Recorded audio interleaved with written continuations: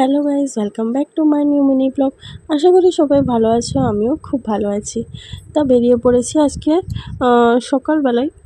না সকালবেলা না, একটু বেলাই হয়ে গেছে মন্দিরে যাওয়ার জন্য। এই তো মন্দিরে এসে গেলাম। এটা হলো জাগ্রত একটা কালী মন্দির, আমাদের এখানে আছে জবলপুরে। তাই আমি আজ পুজো দিতে আসলাম। আর এখানে দেখো আশেপাশে রোড আছে। এমনি হলেও যারা জবলপুরে থাকে তারা হয়তো এই বেঙ্গলি ক্লাব নামেই জানবেন। আর এখানে আমি পুজোটা দিচ্ছি মাকে। মা যেন সবাইকে সুস্থ ভালো রাখুক। আর আমি এখানে দেখো আমার ছেলে দুষ্টামি করছে, আমি তাই দেখাচ্ছি। আর ওখানে সামনে আর্টটাও কি সুন্দর করে রেখেছে, হয়তো ভালো করে বুঝতে পারবে না, কিন্তু সামনে থেকে বেশ ভালোই লাগছে। আর এখানে আছে জগন্নাথ, বলরাম, সুভদ্রা ঠাকুর।